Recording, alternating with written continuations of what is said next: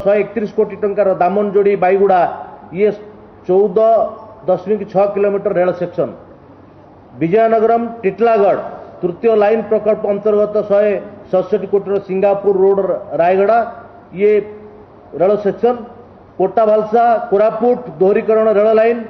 से सिमिलगुड़ा एवं Gorapur rail section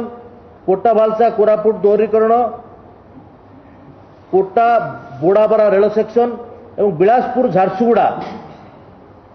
ये 550 कोटी झारसुगुड़ा जो 53 kilometre rail section Bandamunda Ranchi Sundargarh जिलार राउरकेला पाखर बंडामुंडा को रांची एवं रांची पुणी बंडामुंडा ये भी दोहरीकरण रास्ता आदि संपृक्त एवं नारायणगढ़ भद्रक चतुर्थ लाइन रेल प्रकल्प ये 36-37 कोटी टंकार रानीताल चतुर्थ लाइन रेल सेक्शन ये सबगुड़ा ये 9टी रेल लाइन जो दोहरीकरण ये कथा आज जो यशस्वी प्रधानमंत्री उत्सर्ग कर ओडिशार रेल क्षेत्र में अनेक अग्रगति आनीदेव ये मालबाही क्षेत्र में और यात्रीबाही क्षेत्र में तेणु माननीय रेल मंत्री अश्विनी वैष्णव बारंबार ओडिशा को आसिकी आमर कटक भुवनेश्वर पुरी जो विश्वस्तरीय स्टेशन होची ता सहित ये समस्त